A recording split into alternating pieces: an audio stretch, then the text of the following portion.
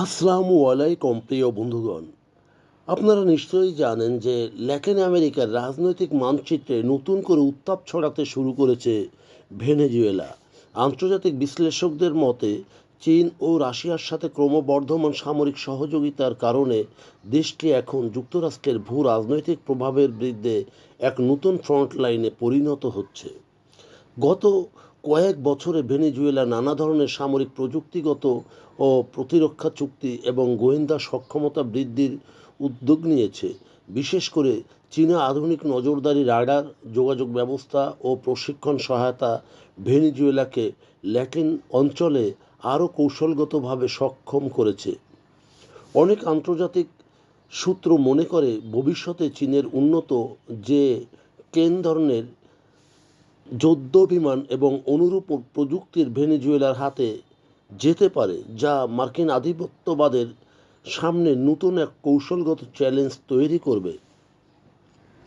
অন্যদিকে রাশিয়াও দীর্ঘদিন ধরে ভেনেজুয়েলার অন্যতম প্রধান অংশীদার। তাদের হেলিকপ্টার, আকাশ প্রতিরক্ষা ব্যবস্থা এবং সামরিক প্রশিক্ষণ ইতিমধ্যেই দেশটির প্রতিরক্ষা কাঠামোকে শক্তিশালী করেছে। বর্তমানে বৈশ্বিক উত্তেজনার প্রেক্ষাপটে রাশিয়া ভেনেজুয়েলা সহযোগিতামূলক নতুন মাত্রা পেতে পারে বলে পর্যবেক্ষকদের ধারণা। ওয়াশিংটনের এই পরিবর্তনকে গভীরভাবে পর্যবেক্ষণ করা হচ্ছে।